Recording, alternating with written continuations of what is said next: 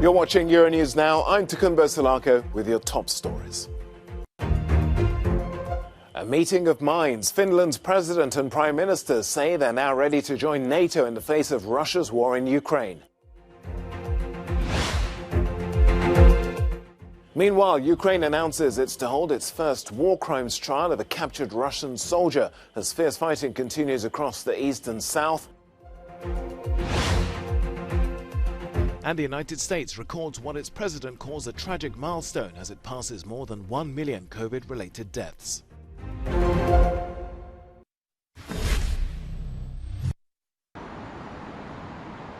Finland says it's ready to join NATO.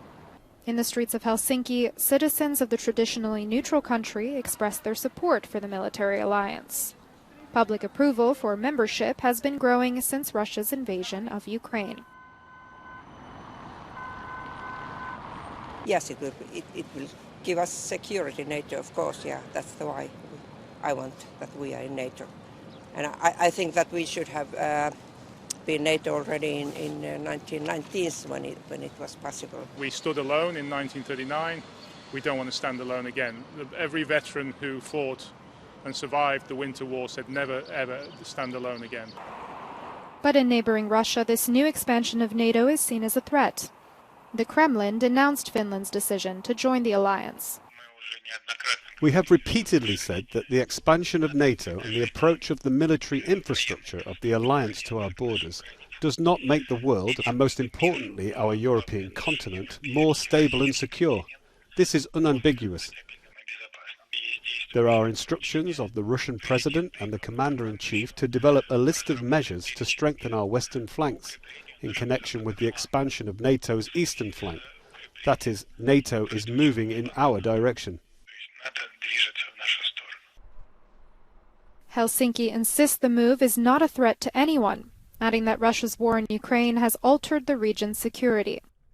Finland's formal request to join NATO is expected this weekend.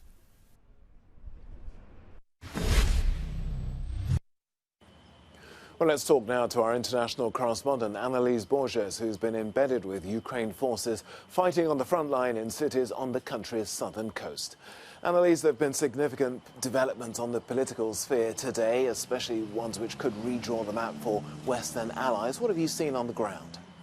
Well, Ukrainian soldiers took us to one of the last points of Ukrainian control near the city of Mykolaiv. We're about 20 kilometers away from the multiple front lines of this battle to retake the city of Kherson, which is one of the flashpoints of Russia's invasion of Ukraine here in the south of the country. And what we saw, Tokes, was intense movement of troops. We saw quite a few soldiers coming and going. We saw medics as well that looked very busy, a significant amount of armed vehicles. And as we were approaching one of these last points, in improvised base, if you will, we were told that we were going to have to turn around.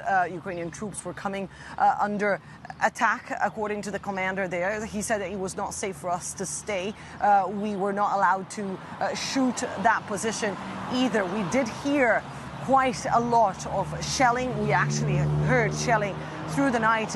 This is something that you can hear from this city, the city of Mykolaiv, which is one of the main logistical hubs for coordination of what's happening in the south of Ukraine. This is a city that has come under attack in recent months as well. We actually went to the building of the regional government yesterday to speak to the governor of this province, and we saw a building split in half. The governor said that they are continue to be attacked, but that they continue to resist. The line here is very much one of standing ground. Many of the soldiers we spoke to say they have no other choice. It's a matter of continue to exist as a country.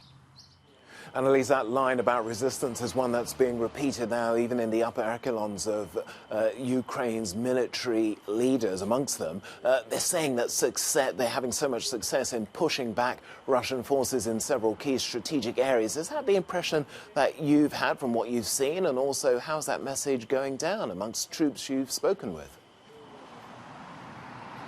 Well, it's very difficult to independently verify what's happening on the front lines and who controls what. It's clear that this is a fluid situation, but the fact that Ukrainian troops are still resisting. Remember, before this war started, military analysts didn't give these guys a week, let alone almost 80 days of war. This definitely plays a role in their morale. They say that they will carry on, and that what is also very important and very interesting to note is the resilience among the civilians. For example, here in the city of Mykolaiv, this almost looks like a normal city. People are going about their day. There's quite a lot of people outside. Of course, you can also see the hardships that they've been facing. We saw long lines in front of a food distribution earlier today. Also, people looking for potable water. Water distribution has been compromised in certain parts of the city, but this is very much a city still standing. And that was the message from the governor of this province as well, Vitaly Kim, who spoke to us and said that they have no other choice, that they will carry on, that this is a matter of survival, and that his sole message to the soldiers, but also to civilians in this area, is to keep on fighting. Let's take a closer look at the assessment by the Institute for the Study of War. The Ukrainian counteroffensive north of Kharkiv city has forced Russian troops onto the defensive and necessitated reinforcement and replenishment efforts intended to prevent further Ukrainian advances towards the Russian border.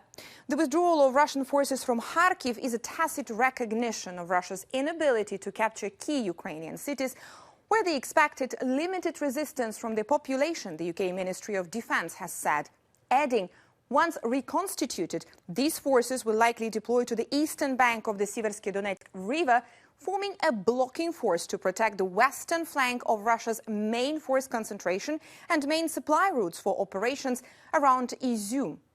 For the moment, Russian efforts along the southern axis in Donetsk and Luhansk regions remain similarly stalled, and Russian forces have not made any significant gains in the face of continued successful Ukrainian defenses. Although Russian forces continued efforts to encircle Ukrainian positions in the Severodonetsk, Rubizhne, Lysychansk area, but did not make any confirmed advances there.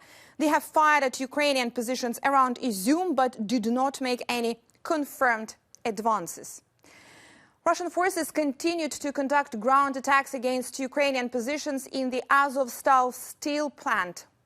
With the support of air and artillery strikes, Ukraine has offered to release Russian prisoners of war in exchange for the evacuation of injured Ukrainian soldiers from the Azovstal plant, the Ukrainian deputy prime minister said. Thousands of civilians have been killed in the southeastern city of Mariupol, but the true scale of alleged atrocities is yet to be revealed.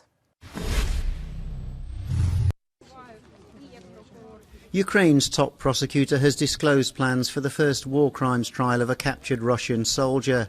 General Irina Venediktova said her office has charged a 21-year-old sergeant with the killing of an unarmed 62-year-old civilian who was gunned down while riding a bicycle in February in Chupakivka, 4 days into the invasion. The general said the accused could be jailed for up to 15 years. On the battlefield, the most intensive fighting is still in the eastern Donbass region, but Russian forces have also continued to pound the Azovstal steel plant. That's the last bastion of Ukrainian resistance in Mariupol in the south. The Azov regiment said on social media that Russian forces carried out 38 airstrikes in the previous 24 hours on the grounds of the steelworks. The plant has sheltered hundreds of Ukrainian troops and civilians during a months-long siege. Most of the civilians have fled, but the soldiers refuse to surrender.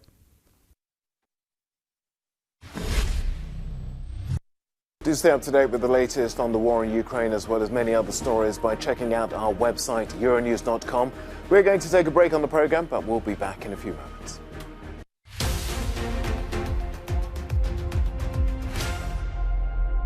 Welcome back to the programme. Let's get a reminder now of our top story on Euronews Now. Finland must join NATO without delay. The country's leaders have confirmed their wish to enter the alliance despite Russia's threat of serious military and political consequences.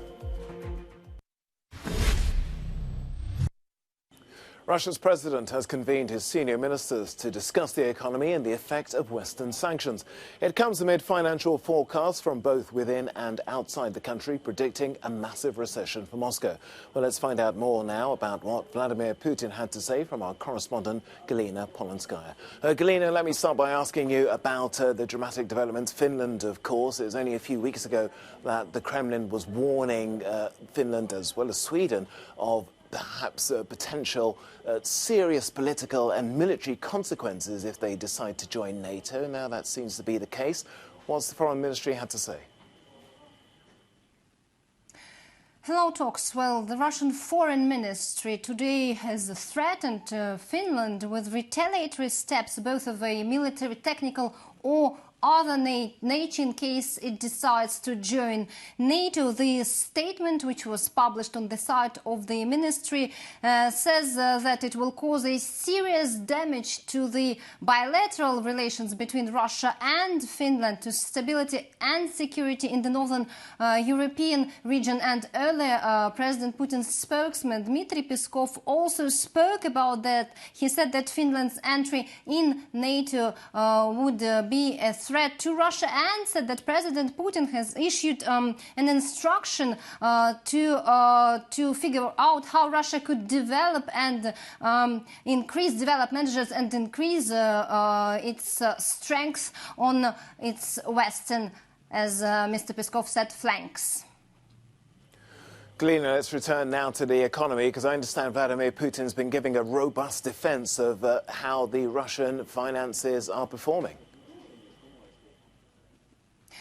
Well, Vladimir Putin today held a televised meeting with the government about the economic situation in Russia, and he said that Russia was successfully coping with the sanctions. He said that the inflation was decreasing, that there was a budget surplus, and that the ruble rate was stabilizing. It was back to normal, and mostly Talks, his message was that it was not Russia who suffered from those sanctions, but the West. He said that the decisions of the Western elite provoked the economic crisis in the world and hunger in some countries, and he said, quote, "Myopic political ambitions, Russophobia, are hitting the economies of their own citizens."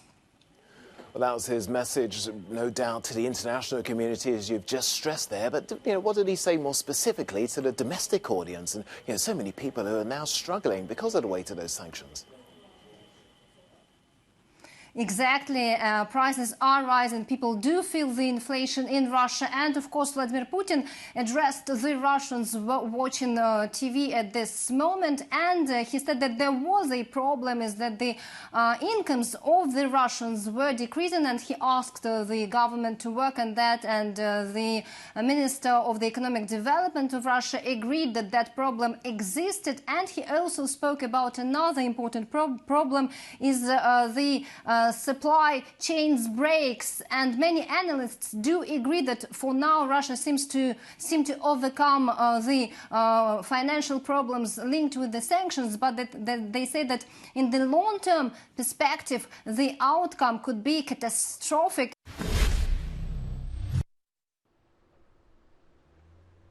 The US has passed more than 1 million COVID-related deaths, says the White House. President Joe Biden said the country was marking a tragic milestone and that the population should remain vigilant against the pandemic and do everything we can to save as many lives as possible. It's the highest official total in the world, although the World Health Organization believes the true death toll could be much higher elsewhere. The US has also recorded more than 80 million COVID cases out of a 330 million population. The first confirmed case was reported on the 20th of January 2020, when a man flew home to Seattle from Wuhan in China. Momentum on vaccinations and treatments has faded, even as more infectious variants rise and billions of people across the globe remain unprotected. Public health experts give several reasons for the high US death toll, including high rates of obesity and hypertension and a large older population.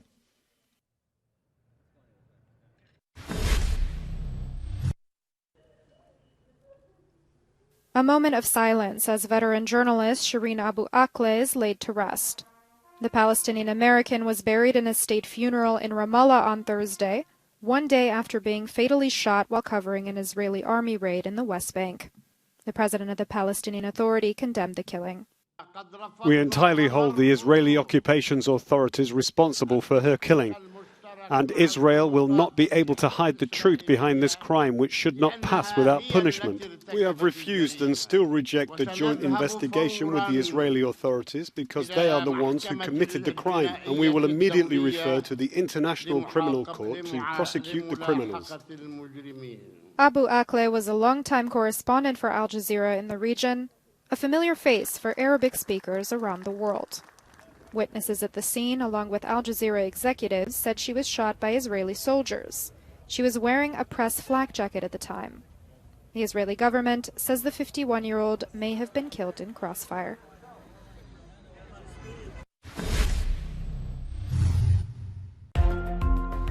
The EU is dropping its mandatory face masks rule in airports and on flights from next week. In a statement, the European Union Aviation Safety Agency said the measure would help alleviate the burden on the travel industry. The mask mandate will be dropped from Monday, but airlines can choose if they want to enforce their own rule.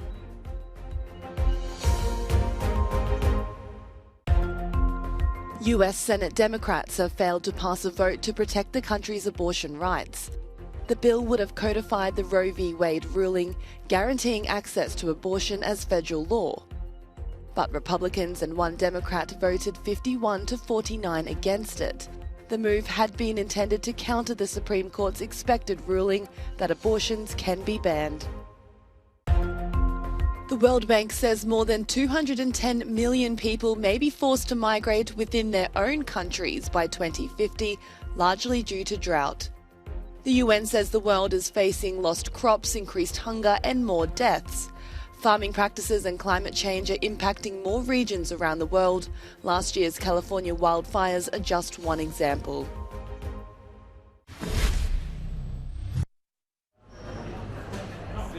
Imagine entering a restaurant and finding the whole of Europe's culinary delights in front of you. Inspired by the Eurovision Song Contest, a former industrial brewery in Turin is hosting Ristorante Europa. Every evening, the pop-up restaurant is running charity dinners with a pan-European menu, influenced by the cuisines of all the countries taking part in the competition. So a little bit fusion, a little bit heritage from the Ukrainian grandmothers. It's Ukrainian dumplings, vareniki. It's a traditional thing in Ukraine. So that's it. What are you cooking traditionally Italian today? Pork from caserta, a black pig combined with an Asian technique.